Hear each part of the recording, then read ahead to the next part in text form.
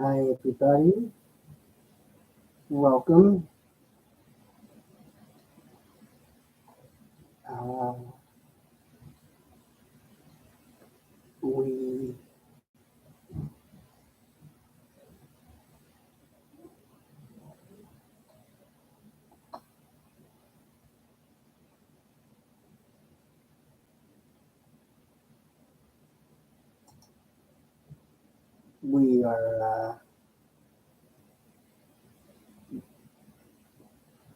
we are here and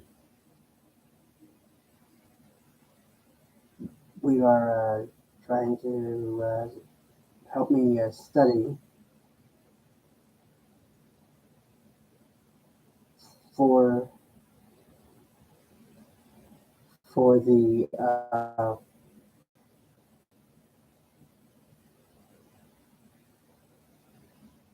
they're helping me study for the exam. If anybody wants to partake in this, how else do I say this as be my guest?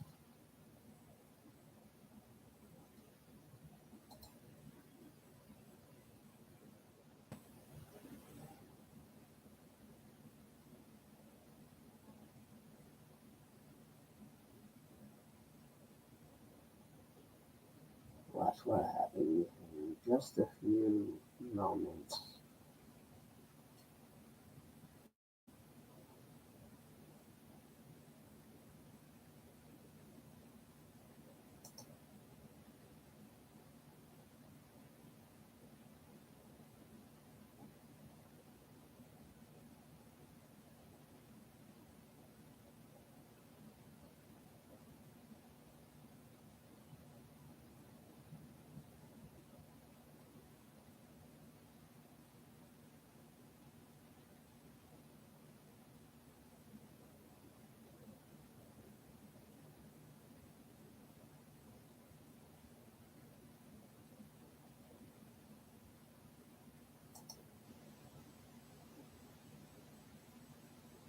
Here we go.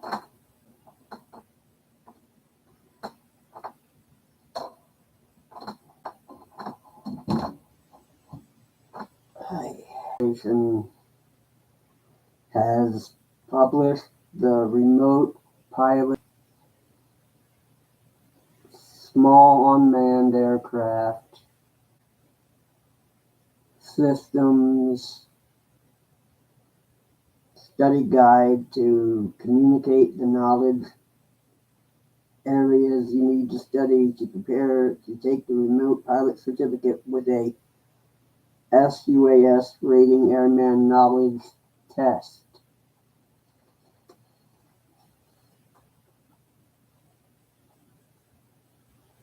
This remote pilot small unmanned aircraft system study guide is available for download from the FAA.gov. Please send comments regarding this document to AFS360 comments at FAA.gov. Okay?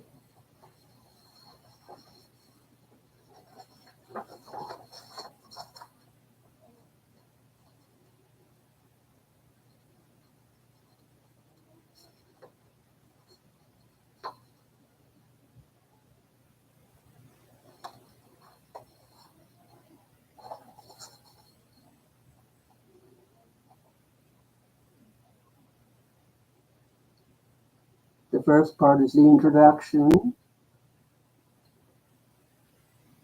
Obtaining assistance from the Federal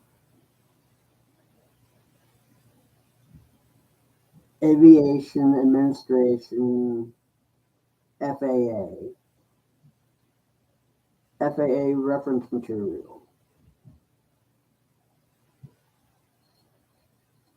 All right.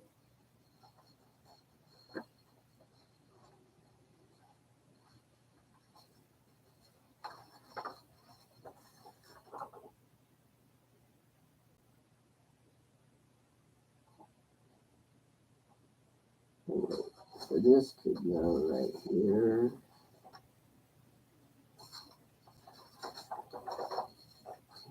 Content.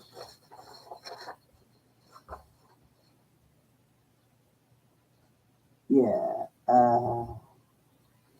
And in chapter 2, we will be going over the introduction for that, controlled airspace, uncontrolled airspace, special use airspace, other airspace areas, air traffic control, and the National Airspace System.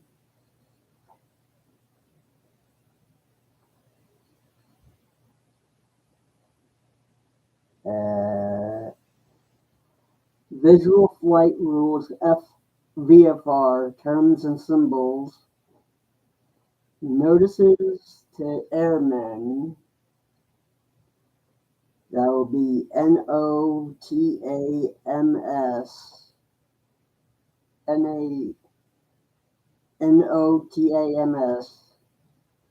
And then we'll be going over chapter 3, which will be the introduction for that. Surface aviation weather observations, aviation weather reports,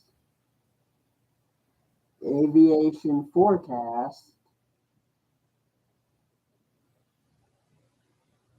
convective significant meteorological information, known as WST. And for chapter 3B, it will be introduction, the density, altitude, performance, measurement of atmosphere pressure, effect of obstructions on wind,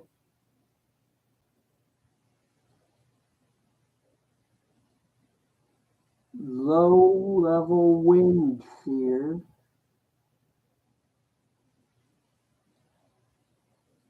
atmospheric stability, temperature dew point relationship, clouds, fronts, mountain. The knowledge test areas are as follows. Applicable regulations relating to small unmanned aircraft, systems, rating privileges, limitations, and flight operation.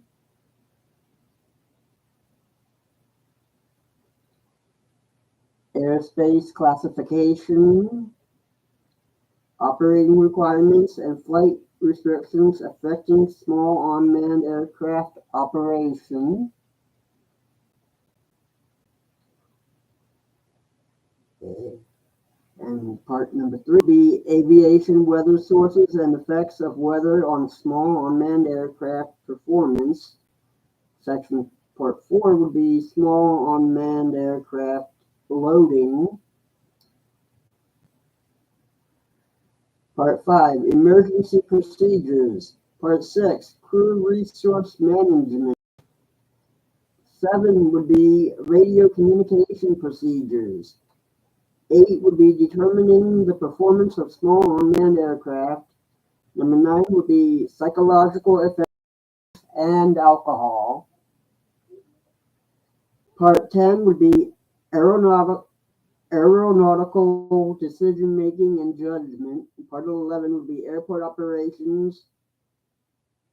And part 12 will be maintenance and pre-flight inspection procedures.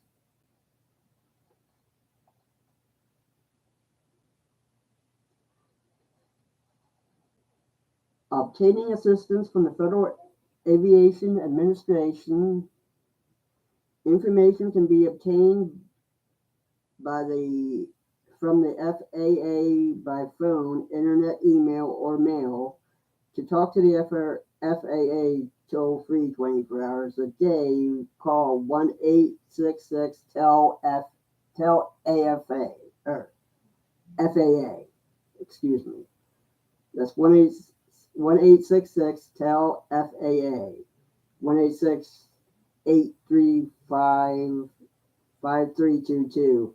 To visit the FAA's website, go to www.faa.gov. Individuals can also email an FAA representative at a local FSDO office by accessing the staff email address available at the Contact FAA link at the bottom of the FAA homepage.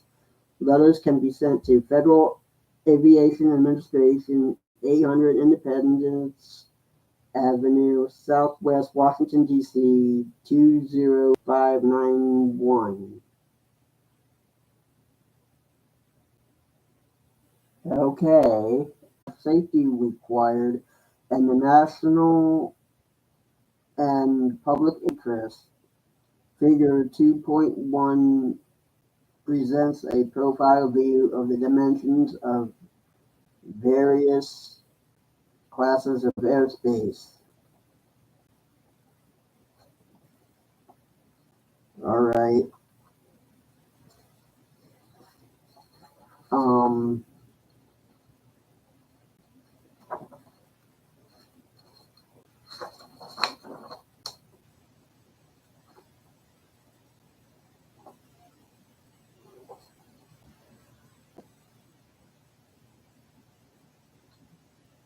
Okay.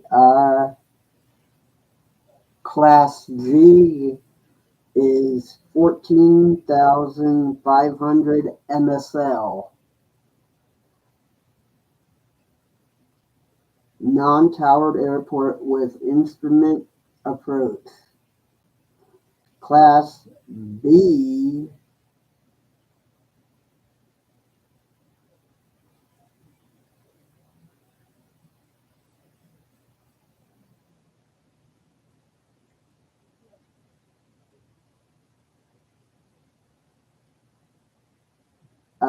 Class B is 1,200 1,200 AGL and 700 AGL. That's 700 feet and 1,200 feet for Class B, unless I'm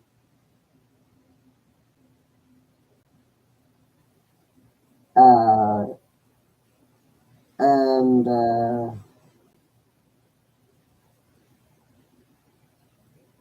Class C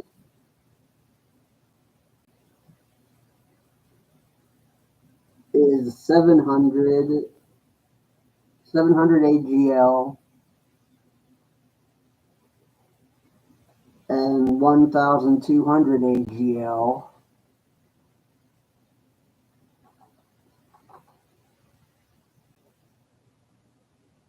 And Class D is a non-towered airport with no instrument approach.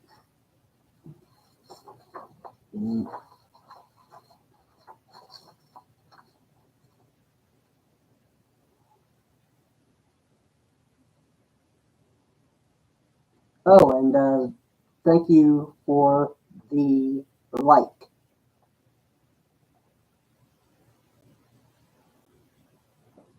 Thank you for the like. I appreciate that. You will not go unnoticed.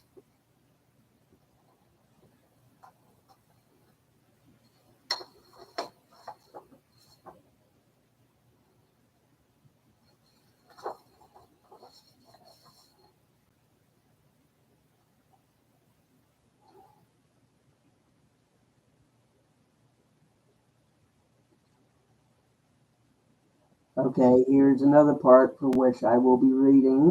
It is Controlled airspace. Controlled airspace is a generic term that covers the different classifications of airspace and defined dimensions within which air traffic control ATC service is provided in accordance with the airspace classification. Controlled airspace that is of concern to the remote pilot is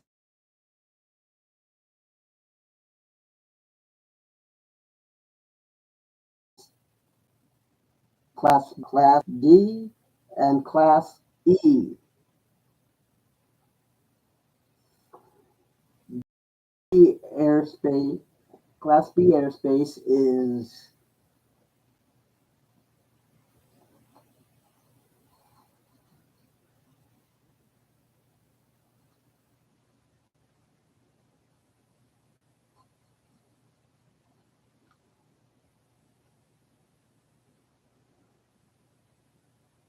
Class B airspace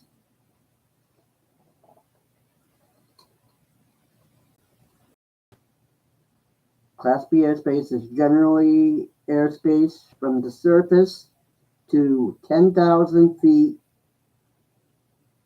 mean sea level MSL,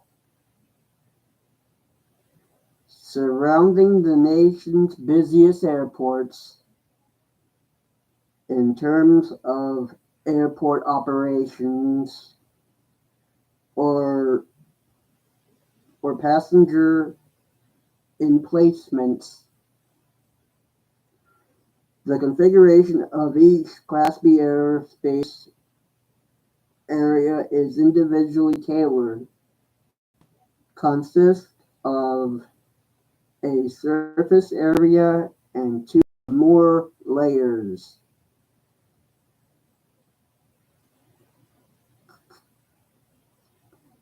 Some Class B airspace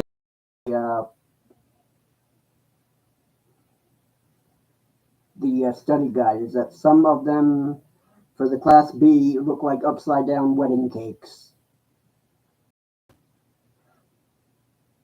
I don't know why you would want to retract your lovely comment. I mean, come on here. We're all adults, you know, unless you want to troll me. I mean, come on.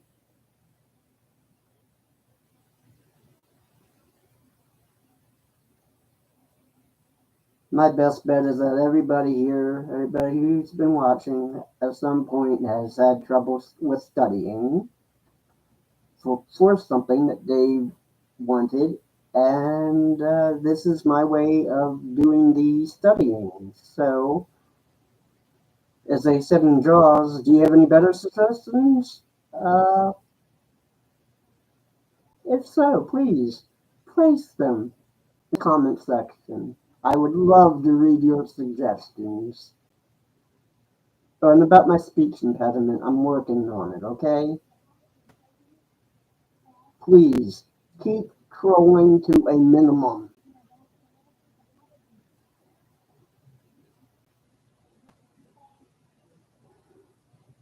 Now, where was I? Oh, yes.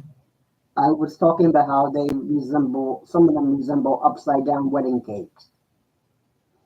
That is some, not all. And is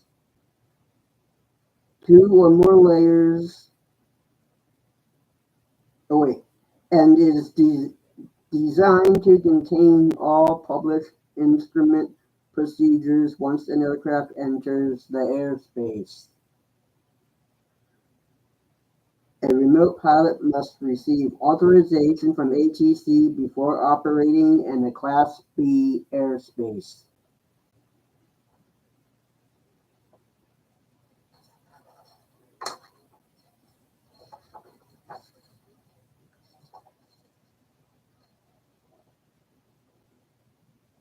A Class C airspace is generally airspace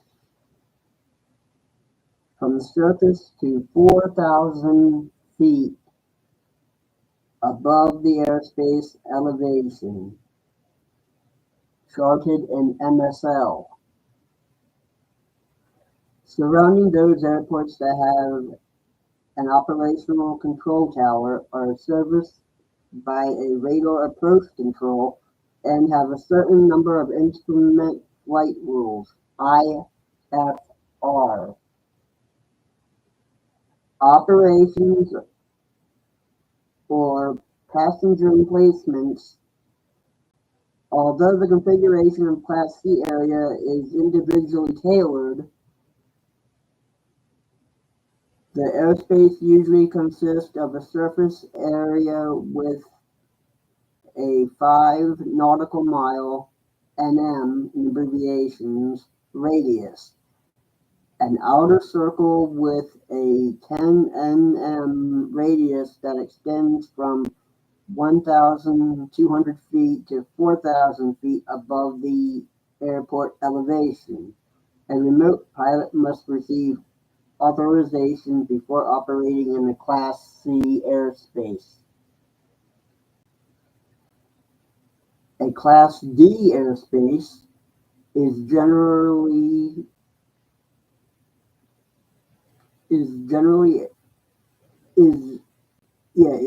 airspace from the surface to 2,500 feet above the airport elevation, charted in MSL.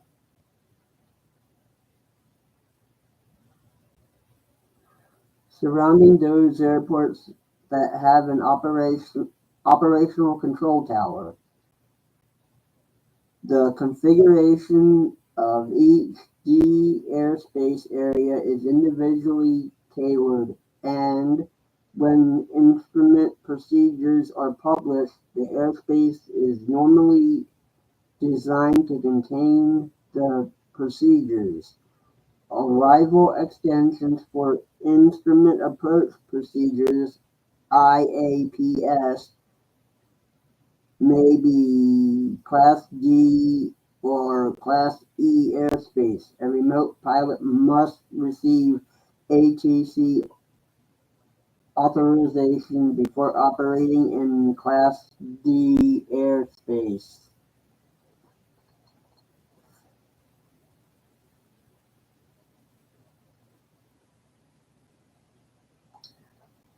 Now, Class E airspace.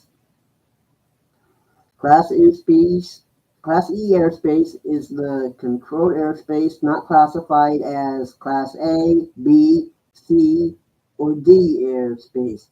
A large amount of the airspace over the United States is designated as a Class E airspace. This provides sufficient airspace for the safe control and separation of aircraft during IFR operations. Chapter 3 of the Aeronautical Information Manual, AIM, in parentheses, explains the various types of Class E airspace. Thank you for the number 2.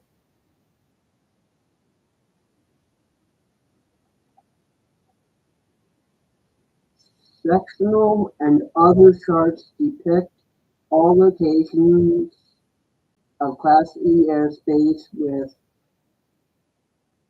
bases below 14,000 feet MSL in the areas where charts do not depict a Class E base. Class E begins at 14,500 feet MSL. In most areas, the Class E airspace is 1,200 feet above ground level, AGL.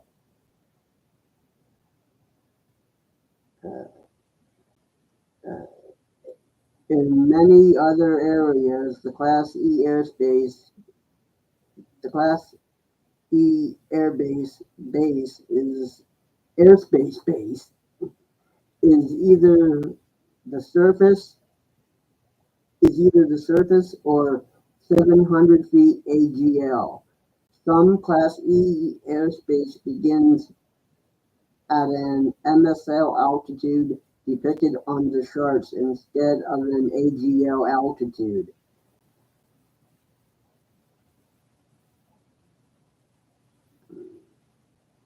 Class E airspace typically extends up to, but not including, 18,000 feet MSL, the lower limit of Class A airspace. All airspace above FL 600 is the Class E airspace.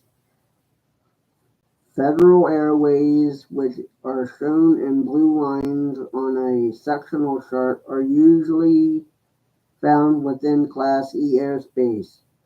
Federal Airways start at 1,200 AGL and go up to, but not including, 18,000 MSL.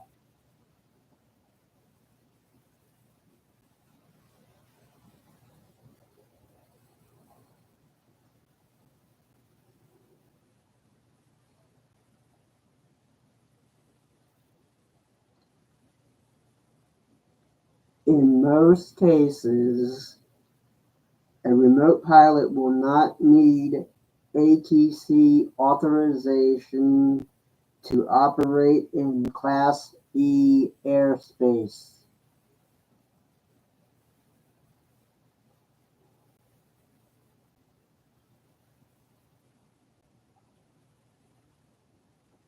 Now, for uncontrolled airspace, which would be Class G, Class G airspace is the portion of the airspace that has not been designated as Class A, B, C, D, or E. It is therefore designated uncontrolled airspace. Class G airspace extends from the surface to the base of the overlying Class E airspace. A remote pilot will not need ATC authorization to operate in Class G airspace.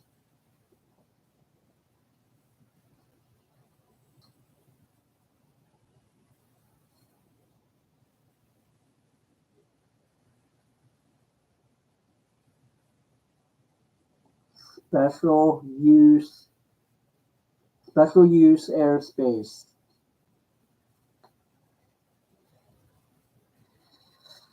Special use airspace, or special area of operation, SAO in parentheses, is the designation for airspace in which certain activities must be confined, or where limitations may be imposed on aircraft operations that are not part of those activities. Certain special use airspace can create limitations on the mixed use of airspace. The special use airspace depicted on instrument charts includes the name or number.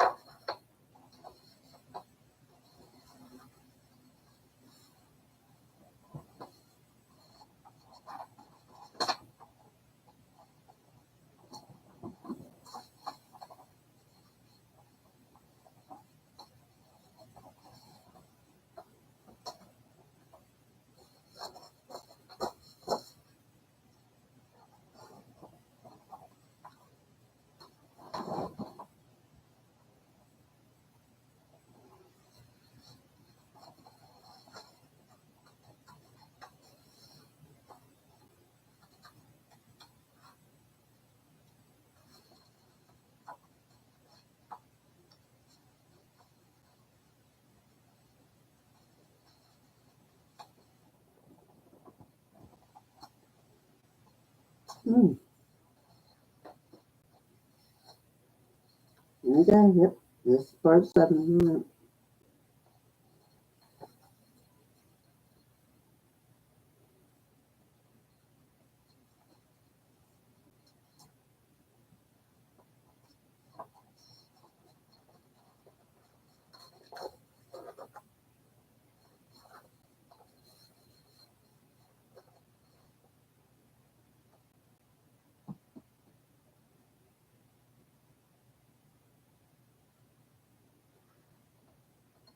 Effective,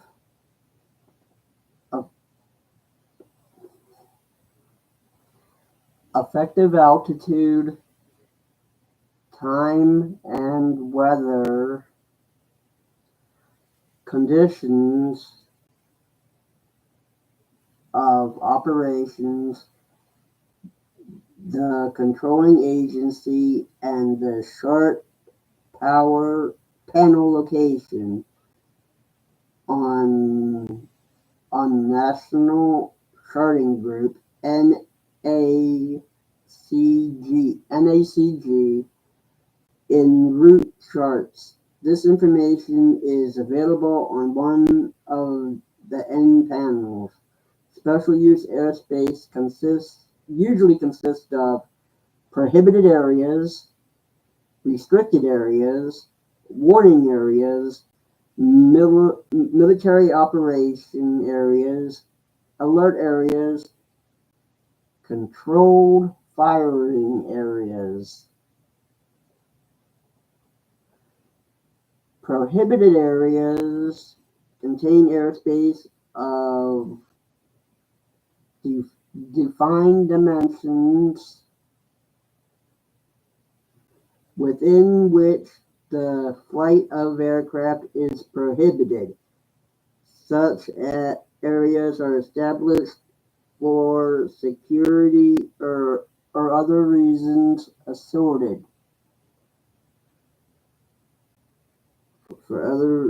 Established for security or other reasons associated with the national welfare. These areas are published in the Federal Register and are depicted on aeronautical charts. The first is charted as a P, followed by a number, e.g. P40. Oh wait, P40.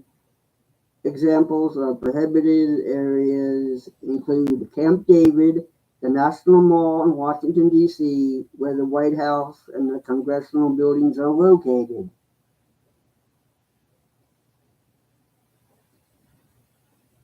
Okay, now restricted areas are areas where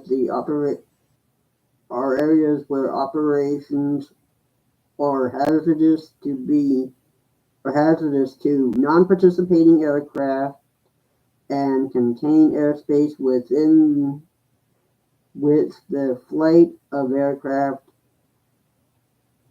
while not wholly prohibited, is subject to restrictions. Activities within these areas must be confined because of their nature, or limitations may be imposed upon aircraft operations that are not a part of those activities, or both. Restricted areas denote the existence of unusual, often invisible, hazardous to aircraft.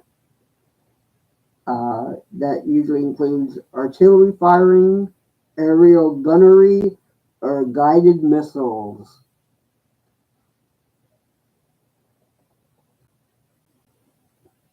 What am I studying for?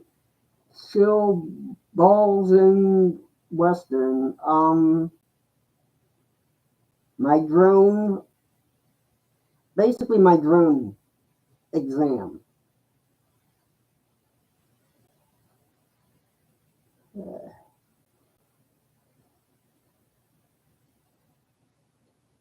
Okay, yeah, so that is what I'm studying for.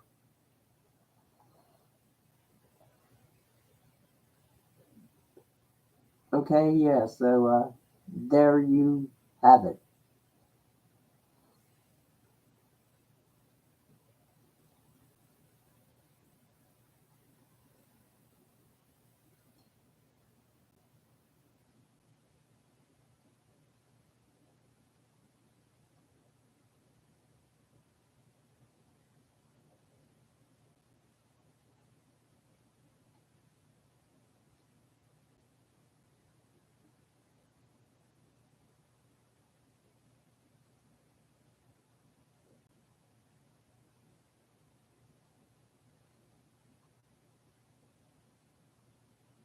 Penetration of restricted areas without authorization from the using or controlling agency may be extremely hazardous to the aircraft.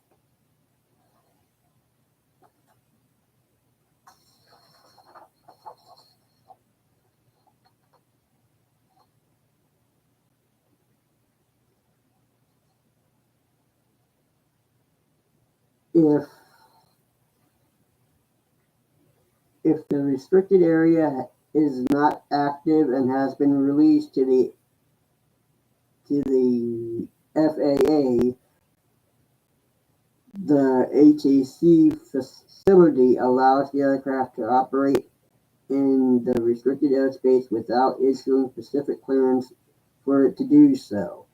If the restricted area is active and has not been released to the FAA, the ATC facility issues a clearance that ensures the aircraft avoids the restricted airspace.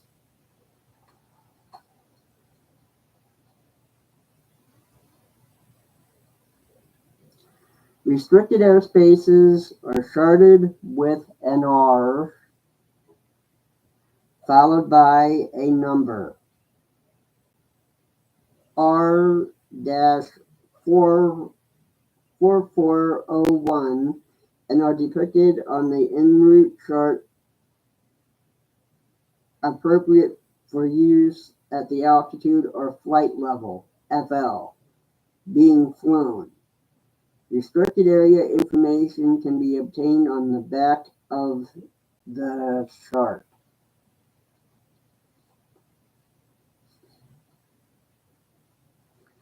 Warning areas are similar in nature to restricted areas. However, the United States government does not have a sole jurisdiction over the airspace. A warning area is airspace of defined dimensions extending from 3 nautical